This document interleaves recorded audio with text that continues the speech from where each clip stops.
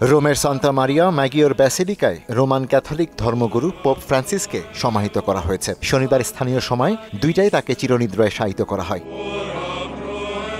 পোপের coffin বন্ধ করার আগে সাদা রেশমের কাপড়ে মুখ ঢেকে দেয়া হয়। শরীরে দেয়া হয় পবিত্র পানি। কফিনের ভেতরে দেয়া হয় পোপের দায়িত্বকালে তার জন্য তৈরি বিভিন্ন মুদ্রা ও স্মারক। এছাড়া তার 12 বছরের দায়িত্বকালের বিভিন্ন অর্জনের কথাযুক্ত একটি দলিলও কফিনে রাখা হয়। এর আগে শেষকৃত্যানুষ্ঠানে অংশ নিতে ভ্যাটিকানে উপস্থিত হন বাংলাদেশের প্রধান উপদেষ্টা প্রফেসর মোহাম্মদ ইউনূস, মার্কিন প্রেসিডেন্ট ডোনাল্ড ট্রাম্প, রাজপরিবারের সদস্যসহ বিভিন্ন রাষ্ট্র সরকার প্রধানরা। গত সোমবার পোপ ফ্রান্সিসের মৃত্যু হয়। এরপর বিশ্বজুড়ে নেমে আসে শোকের ছায়া। বুধবার সকালে পোপ ফ্রান্সিসের মরদেহ সেন্ট পিটার্স ব্যাসিলিকায় আনা হয়। সেখানেই রাখা হয় শুক্রবার সন্ধ্যা পর্যন্ত। এ 3 দিনে 2.5 লাখের বেশি মানুষ শ্রদ্ধা জানিয়েছে বলে এক বিবৃতিতে জানায় ভ্যাটিকান।